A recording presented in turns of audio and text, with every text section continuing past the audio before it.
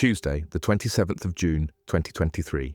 Embracing change, reflections on life, love, and pursuing what you deserve.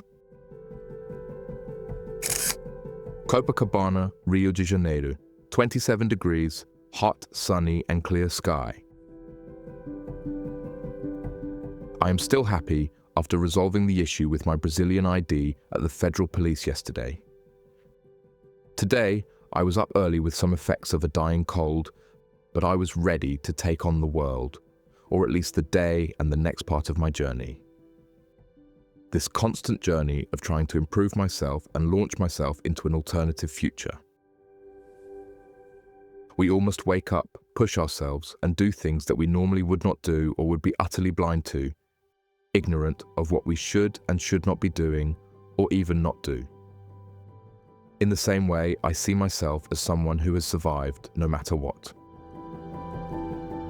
Against all odds, I have survived to a certain level, but nothing exceptional like a person who decides to live in the street, collecting recyclable rubbish, etc., to make a living until the next day, day after day. Perhaps there is not much difference between myself and the person I have just described. I am 57 now, and I have not accumulated any great material wealth until now.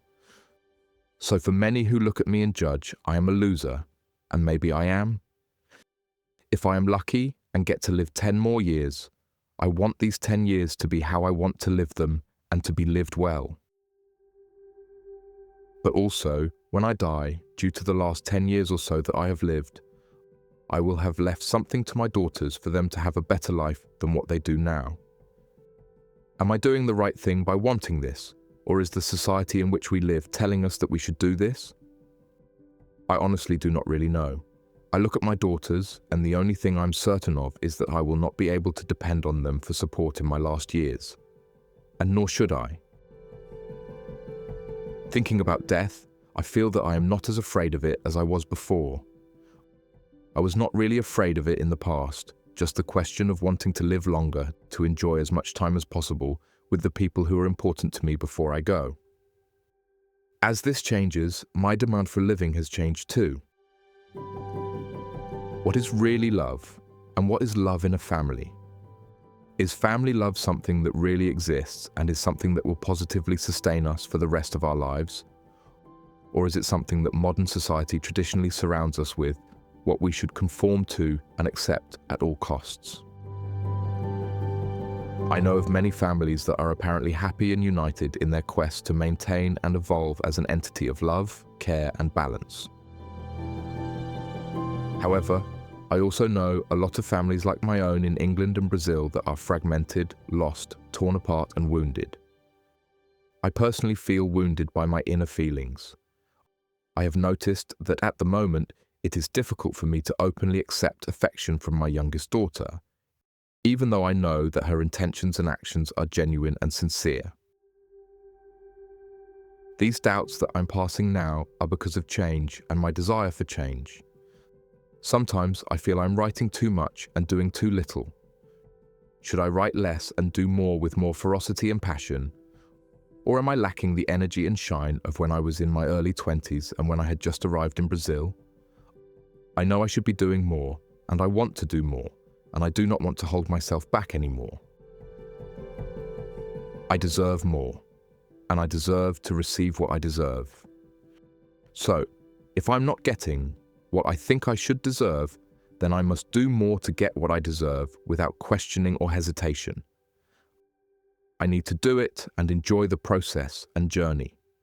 Enjoy the process, Richard and everybody else, and anybody else with the same feelings, thoughts, and aspirations should do exactly the same as me. As I mentioned initially, the day was special because I resolved my Brazilian ID yesterday. I am already focusing on the following obstacles for the second half of this year. By coincidence, the year's second half will begin in less than a week. So it is time to prepare for these next 6 months to continue the change. The change cannot stop, it must continue. Do not stop, never stop. In bed by 10 p.m. Thank you. Thanks for reading my blog. Check out my other posts and share your thoughts in the comments. Richard.